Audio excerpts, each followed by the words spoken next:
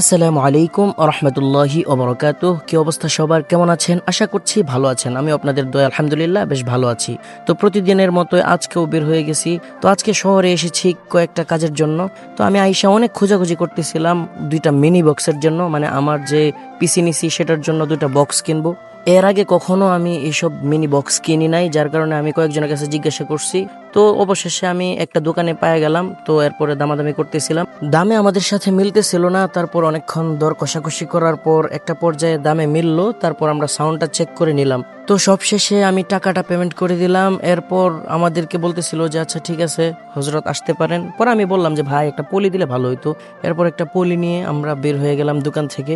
তো ফাঁকে একটা কথা বলি, আমি কিন্তু একটা বিজনেস শুরু করতে চাইতেছি। জানি না কতটুকু আগাইতে পারবো, তবে ইনশাল্লাহ চেষ্টা আছে যে আগায় নিব অনলাইন বিজনেস।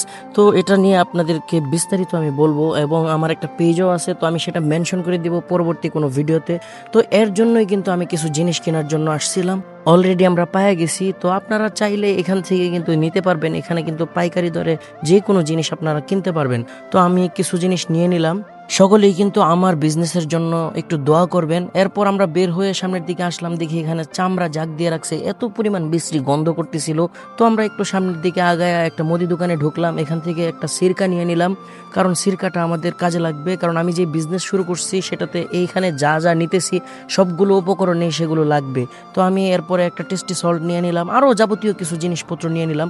এরপর একটা সরিষার তেল নিয়ে নিলাম 1/2 লিটার, কারণ এগুলো প্রত্যেকটা জিনিসে আমার লাগবে। এরপরে টাকাটা পেমেন্ট করে দিতেছিলাম। তো যাকে দেখতে পারতেছেন দোকানদার ভদ্রলোক, তো উনি হচ্ছে হিন্দু। তো উনি আমাকে জিজ্ঞেস করতেছিল তো ভিডিও কিসের। তো আমি বললাম যে এরকম এরকম আমি কিছু ভিডিও বানাই, আমি যা যা করি। তো এরপর সামনে একটা দোকানে গেলাম, গিয়ে এখান থেকে কিছু পেঁয়াজ রসুন আদা এগুলো নিয়ে নিলাম।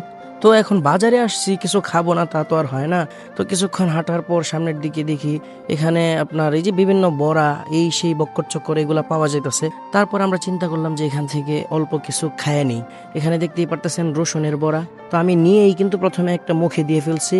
তবে আমি যখন মুখে দেই তখন কিন্তু ক্যামেরাটা অন্যদিকে সরায় ফেলছে, যার কারণে আমি আবার আরেকটা বড়া নিলাম, মানে রসুনের বড়া, আস্ত রসুনের বড়া। খুবই ভাল লাগছে রসুনের বড়াটা। তারপরে দেখতেছেন এখানে একটু সস দিয়ে নিলাম, নিয়ে আমি ডাইরেক্ট মুখে দিয়ে ফেলছি। এরপরে বড় একটা শুকনা মরিচ মুখে দিয়ে নিলাম।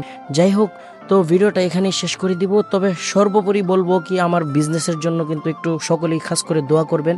তো ভিডিওটা কার কাছে কেমন লাগছে অবশ্যই কমেন্ট করে জানাবেন। আমার যে ছোট ছোট ব্লগগুলো কেমন লাগে অবশ্যই কমেন্ট করে জানাবেন। তো ভালো থাকবেন, সুস্থ থাকবেন। আল্লাহ হাফেজ। আসসালামু আলাইকুম রহমতুল্লাহি ওবরাকাতুহ।